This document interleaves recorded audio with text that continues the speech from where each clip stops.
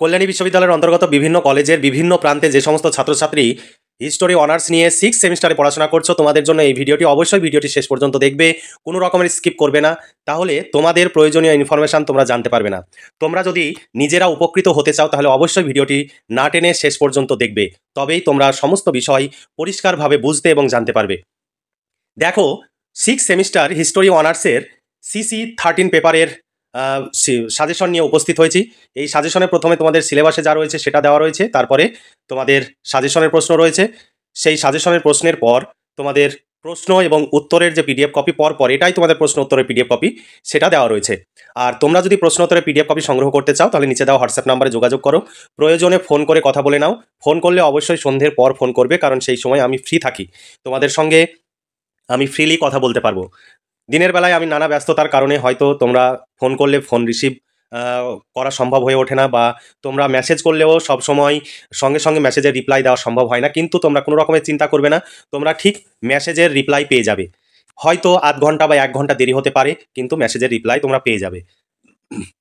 আর তোমরা বিভিন্ন জায়গা থেকে দূর দূরান্তে তোমরা এই নোট সংগ্রহ করার জন্য ছুটে বেড়াও। এর জন্য তোমাদের প্রচুর অর্থ ব্যয় হয়। যেমন তোমাদের বাস ভাড়া বা অটো ভাড়া, সেই ভাড়াতে যে টাকা লাগে 5 থেকে 6 মাস, সেই টাকাও আমাদের কাছে লাগবে না। কারণ 4টি পেপারের ইতিহাস অনার্সের 4টি পেপারের কমপ্লিট নোটস, একদম 2, 5, 10 মার্কের প্রশ্ন এবং উত্তরের কমপ্লিট নোটস পেয়ে যাবে মাত্র 900 টাকায়। 900 টাকা পেমেন্ট করে দিলে 6 সেমিস্টারে তোমার পুরো সিলেবাস কমপ্লিট হয়ে যাবে। এর বাইরে কোনো প্রশ্নোত্তর পড়ার প্রয়োজন হবে না। একটি পেপারের জন্য 250 টাকা পেমেন্ট করতে হবে। শর্ট প্রশ্ন এবং বড় প্রশ্ন উত্তর সহ কমপ্লিট পেয়ে যাবে। তাই সময় এবং অর্থের যদি সাশ্রয় ঘটাতে চাও তাহলে অবশ্যই নিচে দেওয়া হোয়াটসঅ্যাপ নাম্বারে যোগাযোগ করো এবং নোট সংগ্রহ করো। আর 15 থেকে 20 দিনের মধ্যেই তোমাদের ইতিহাস অনার্সের বাকি 3টি পেপারেরও নোটস কমপ্লিট হয়ে যাবে এবং সাজেশন তোমরা পেয়ে যাবে। কয়েকদিন আগেই তোমরা 5th সেমিস্টারের পরীক্ষা কমপ্লিট করেছো। 5th সেমিস্টারে যারা আমাদের চ্যানেল ফলো করেছো এবং আমাদের কাছ থেকে পিডিএফ কপি সংগ্রহ করেছো, তোমরা খুব ভালো জানো কতটা আমাদের প্রশ্ন কমন এসেছে। কারণ প্রত্যেকটি পেপারেরই 100% প্রশ্ন আমাদের কমন এসেছে, সমস্ত অনার্স এবং জেনারেল পেপারে। এবার চলো দেখে নিই আজকের সাজেশনটি। 5 ও 10 মার্কের প্রশ্নের সাজেশন 2024, কারণ তোমাদের 2024 সালের জুলাই আগস্ট মাসে তোমাদের পরীক্ষা হওয়ার সম্ভাবনা রয়েছে। কোনো কারণবশত হয়তো পিছাতে পারে, অথবা তোমাদের জুলাইয়ের শেষে অথবা আগস্টের প্রথমের দিকে বা শেষের দিকে পরীক্ষা হওয়ার সম্ভাবনা রয়েছে। তাই তোমরা এখান ওখান ছুটে না বেরিয়ে আজই এই পেপারের নোটসটি সংগ্রহ করো। বাকি পেপারগুলো আর কয়েকদিনের মধ্যে কমপ্লিট হয়ে যাবে, সেইগুলো সংগ্রহ করে নিয়ে 5-6 মাস ধরে ঘরে বসে পড়াশোনা করে পরীক্ষার প্রস্তুতি নাও। তোমরা সমস্ত দিক থেকেই লাভবান হবে।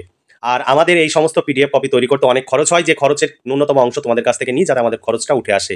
যদিও অনার্সের পেপারের নোটস তৈরি করে আমাদের কোনো পেপারে লস হয়ে যাচ্ছে, কারণ অনার্সের ছাত্রছাত্রীরা আমাদেরকে ততটা ভরসা করতে পারছে না। তবে তোমরা নিশ্চিন্তে ভরসা করতে পারো। যারা বিগত দিনে আমাদের ফলো করেছো তারা অবশ্যই তোমাদের আশ্বাস বা বিশ্বাস ঘটেছে যে এখানে যে বিষয়গুলো দেওয়া হয় সেগুলো একদম অথেন্টিক। আমরা প্রচুর পরিশ্রম করি এবং প্রচুর এই বিষয় নিয়ে আমাদের যে শিক্ষক মণ্ডলী রয়েছে তারা প্রতিনিয়ত তারা চেষ্টা করছে যে কোন প্রশ্নগুলো বেশি ইম্পর্টেন্ট, কোনগুলো গুরুত্বপূর্ণ, তারপর তারা সেইগুলো প্রশ্ন উত্তর রেডি করছে। তাই তোমরা কোনো রকমের দ্বিধাবোধ না করে প্রশ্ন উত্তরগুলো সংগ্রহ করতে পারো। দেখো, প্রথম অধ্যায় তোমাদের কি রয়েছে সিলেবাসে, দ্বিতীয় অধ্যায়ে তৃতীয় চতুর্থ অধ্যায় 4টি অধ্যায় রয়েছে। কিন্তু তোমাদের এখানে অধ্যায়ে মনে হচ্ছে ছোট্ট সিলেবাস, কিন্তু অবশ্যই না, অনেক বড় সিলেবাস তোমাদের। কারণ এখান থেকে 250-300 প্রশ্ন হয়। সেই 250-300 প্রশ্নের মধ্য থেকে আমরা বেছে নিয়েছি সামান্য কিছু প্রশ্ন, যে প্রশ্নগুলো তোমরা ফলো করতে পারো। আর আমাদের কাছ থেকে পিডিএফ কপি সংগ্রহ করতে চাইলে নিচে দেওয়া হোয়াটসঅ্যাপ নাম্বারে যোগাযোগ করবে। প্রতি পেপারের জন্য 250 টাকা, আর 4টি পেপার একসঙ্গে নিলে 900 টাকা। আবার তুমি যদি একটি করে পেপারও নাও, তাও তোমাদের কমপ্লিট 900 টাকায় তোমাকে দিতে হবে। তবে বিভিন্ন বিষয়ের যদি সংগ্রহ করো তাহলে এই ছাড় পাবে না। যদি তোমার যে 4টি পেপার, সেই 4টি পেপারই যদি তুমি তোমার হোয়াটসঅ্যাপ নাম্বার থেকে নাও, তবেই তুমি ছাড় পাবে। এবার দেখে নাও 2024-এ তোমাদের যে প্রশ্নগুলো সাজেশন হিসাবে রাখা হয়েছে সেই প্রশ্নগুলো দেখে নাও। 1 নম্বর প্রশ্ন, মেটার্নিক তন্ত্র বা মেটার্নিক যুগ বলতে কি বোঝো? মেটার্নিক তন্ত্রের পতনের কারণগুলি লেখো। 2 নম্বর প্রশ্ন, ইউরোপের ইতিহাসে 1871 সালের বন্দোবস্তের গুরুত্ব আলোচনা করো।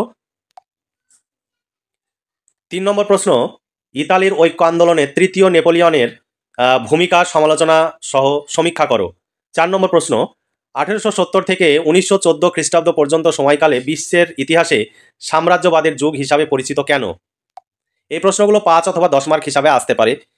5 নম্বর প্রশ্ন, রাশিয়ার বলশেভিক ও মেনশেভিক দলের প্রধান পার্থক্য নির্দেশ করো। 6 নম্বর প্রশ্ন, কিভাবে জোলভারিন জার্মানদের মধ্যে একতা নিয়ে এসেছিল। 7 নম্বর প্রশ্ন, ক্রিমিয়ার যুদ্ধ কি আবশ্যক ছিল।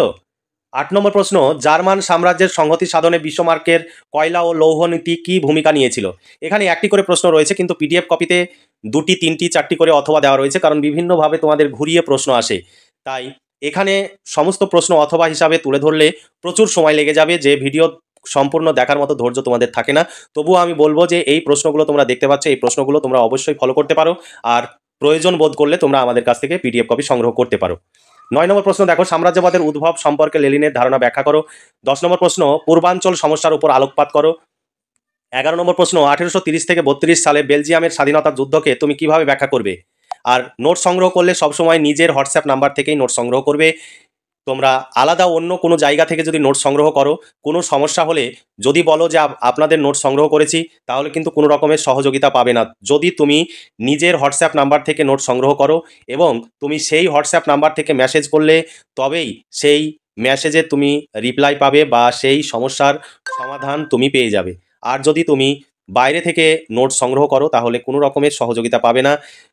মোবাইলে মেসেজ করে আমাদের সময়ের অপচয় করবে না, বা নিজেও বিভিন্ন রকমের কটু কথা বলবে না। 12 নম্বর প্রশ্ন দেখো, ফ্রান্সের ফেব্রুয়ারি বিপ্লবের ফলাফল সংক্ষেপে আলোচনা করো। 13 নম্বর প্রশ্ন, ইতালির ঐক্য আন্দোলনে ম্যাৎসিনির ভূমিকা আলোচনা করো। 14 নম্বর প্রশ্ন, ইউরোপে প্রচলিত জনকল্যাণ রাষ্ট্রের ধারণাটির বিশ্লেষণ করো। 15 নম্বর প্রশ্ন, রাশিয়ার দ্বিতীয় জার আলেকজান্ডারের অভ্যন্তরীণ সংস্কার সমূহের উপরে একটি সমালোচনামূলক আলোচনা করো। ঘরে বসে সমস্ত নোটস তোমরা পেয়ে যাবে। তোমাদের এই নোটসের জন্য বিভিন্ন জায়গায় ছোটাছুটির প্রয়োজন নেই, প্রচুর অর্থের অপচয়েরও প্রয়োজন হবে না। তোমরা মাত্র 900 টাকা পেমেন্ট করে দিলেই কমপ্লিট নোটস তোমরা পেয়ে যাবে। 5 মাস ধরে তোমরা ঘরে বসে এই নোটসগুলোই পড়ে পরীক্ষার জন্য প্রস্তুতি নিতে পারবে। তাই তোমরা কোনো রকমের দুশ্চিন্তা না করে আজই এই নিচে দেওয়া হোয়াটসঅ্যাপ নাম্বারে যোগাযোগ করো এবং নোটস সংগ্রহ করে নিয়ে বাড়িতে ঘরে বসে পড়াশোনা করো। আর নিজের হোয়াটসঅ্যাপ নাম্বার থেকে সবসময় নোটস সংগ্রহ করো। কোনো সমস্যা হলে যে নাম্বার থেকে পিডিএফ কপি সংগ্রহ করবে সেই নাম্বার থেকেই মেসেজ করবে, তবেই তুমি সহযোগিতা পাবে। 16 নম্বর প্রশ্ন, শাসক হিসাবে লুই ফিলিপের 1830 থেকে 1848 সমালোচনামূলক মূল্যায়ন করো। 17 নম্বর প্রশ্ন, রাশিয়ার নিহিলিস্ট ও নৈরাজ্যবাদী আন্দোলন সম্পর্কে একটি নিবন্ধ লিখো। এখানে নিহিলিস্ট আলাদাভাবে 5 মার্ক হিসাবে আসতে পারে, নৈরাজ্যবাদী 5 মার্ক হিসাবে আলাদাভাবে আসতে পারে। তবে এই প্রশ্নটি ভীষণ ইম্পর্টেন্ট। 8 নম্বর প্রশ্ন, রাশিয়ার নারদনিক আন্দোলনের উপর একটি টিকা লেখো। তারপরে 19 নম্বর প্রশ্ন, 1848 খ্রিস্টাব্দে ফেব্রুয়ারি বিপ্লবের কারণ ও ফলাফল সংক্ষেপে আলোচনা করো। শুধু কারণ হিসাবে আসতে পারে, শুধু ফলাফল হিসাবে আসতে পারে। যদি আলাদাভাবে আসে তাহলে 5 মার্ক হিসাবে আসবে। তারপরে দেখো 20 নম্বর প্রশ্ন, 1830-এর জুলাই বিপ্লবের কারণ ও ফলাফল বা গুরুত্ব সম্পর্কে আলোচনা করো।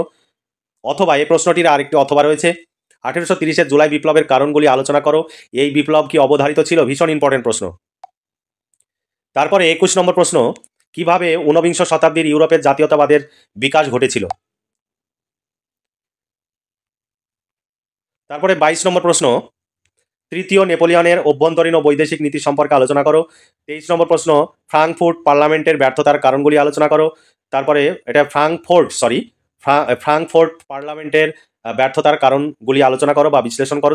24 নম্বর প্রশ্ন, ইতালির ঐক্য আন্দোলনে কাভুরের অবদান কি ছিল, বা ইয়ং ইতালি দল গঠনে বা ইয়ং ইতালি আন্দোলনে কাভুরের ভূমিকা। তারপরে 25 নম্বর প্রশ্ন, ইতালির ঐক্য আন্দোলনে গ্যারিবল্ডির ভূমিকা আলোচনা করো। যদি কাভুর ও গ্যারিবল্ডির তুলনামূলক আলোচনা বলে, তাহলে এই দুইজন সম্পর্কেই আলোচনা করতে হবে। 26 নম্বর প্রশ্ন, জার্মানির ঐক্য আন্দোলনের সমস্যাগুলি আলোচনা করো। 27 নম্বর প্রশ্ন, জার্মানির ঐক্য আন্দোলনের পটভূমি আলোচনা করো।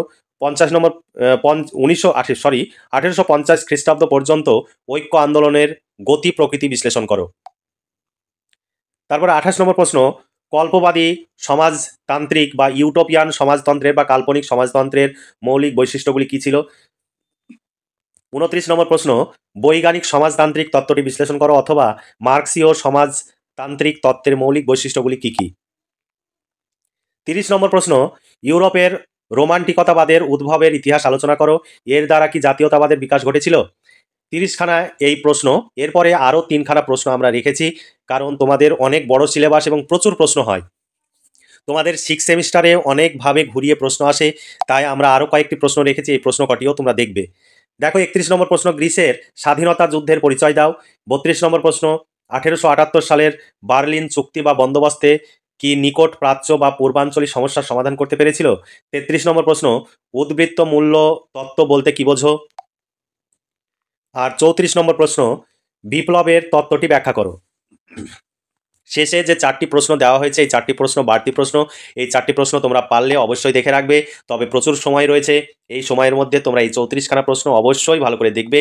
তারপরে তোমাদের গত 2023 সালে যে প্রশ্ন হয়েছিল সেই প্রশ্নটিও এখানে দেওয়া রয়েছে। এখানে 5 ও 10 মার্কের যে প্রশ্নগুলো হয়েছিল সেই প্রশ্নগুলো এখানে দেওয়া রয়েছে।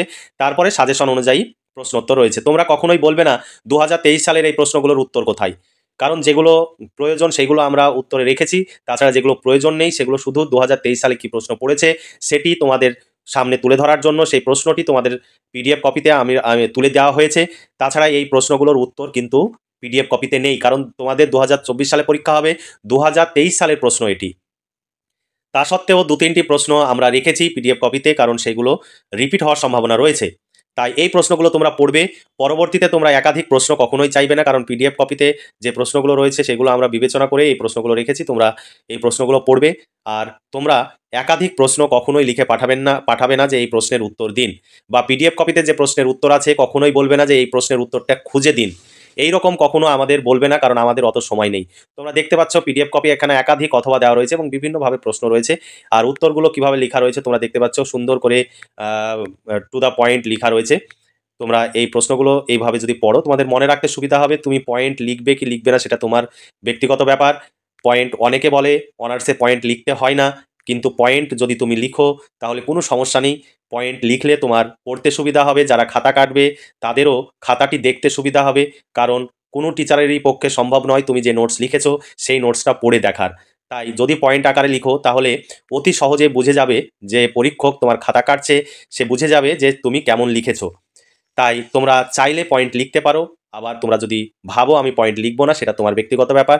তবে পয়েন্ট থাকলে প্রশ্ন মুখস্থ করা এবং মনে রাখা খুবই সহজ হয়, আর পয়েন্ট না থাকলে প্রশ্ন মুখস্থ করা এবং মনে রাখা অনেকটাই কঠিন হয়। তবে কিছু কিছু প্রশ্নের ক্ষেত্রে যেগুলো পয়েন্ট করা সম্ভব নয় সেগুলো পয়েন্ট নেই। তাছাড়া এখানে 98% প্রশ্নেরই পয়েন্ট করে লেখা রয়েছে। তোমরা দেখতে পাচ্ছ প্রত্যেকটি প্রশ্নই পয়েন্ট করে লেখা রয়েছে, আর একাধিক অথবা দেওয়া রয়েছে, কারণ বিভিন্নভাবে বিভিন্ন সালে প্রশ্নগুলো এসেছে। এইভাবে কিন্তু উত্তরগুলো পুরো পিডিএফ কপি এখানে রয়েছে। এখানে দেখতে পাচ্ছ কোন প্রশ্নটি কত সালে পড়েছে, বাম পাশে সেগুলো তুলে দেওয়া রয়েছে। তাহলে আজকে এই পর্যন্তই। তোমরা ভালো থেকো, সুস্থ থেকো এবং খুব ভালোভাবে পড়াশোনা করো। এখন থেকেই পরীক্ষার প্রস্তুতি নাও। আর আমাদের কাছ থেকে যদি পিডিএফ কপি সংগ্রহ করতে চাও নিচে দেওয়া হোয়াটসঅ্যাপ নাম্বারে যোগাযোগ করো, অথবা ফোনে কথা বলে নিয়ে নোটস সংগ্রহ করো। তোমার নিজের ফোনপে বা গুগল পে নাম্বার না থাকলে যে কোনো নাম্বার থেকে তুমি পেমেন্ট করে দিবে। পেমেন্টের রিসিভ কপিটি তোমার হোয়াটসঅ্যাপ নাম্বারে নেবে, তারপর তোমার হোয়াটসঅ্যাপ নাম্বার থেকে এই হোয়াটসঅ্যাপ নাম্বারে সেন্ড করবে এবং লিখে দিবে তোমার কোন ইউনিভার্সিটি এবং কোন সেমিস্টার কোন পেপার সেটি লিখে দেবে। তাহলেই তোমাকে পিডিএফ কপি পাঠিয়ে দেওয়া হবে। কোনো কোনো ক্ষেত্রে আমাদের দেরি হতে পারে, কিন্তু তোমাদের টেনশনের কোনো কারণ নেই। তোমাদের টাকা মার যাবে না বা তোমরা পিডিএফ পাবে না এমন হবে না। তাহলে আজকে এই পর্যন্তই। তোমরা খুব ভালো থেকো এবং এখন থেকেই পড়াশোনা করে পরীক্ষার জন্য প্রস্তুতি নাও।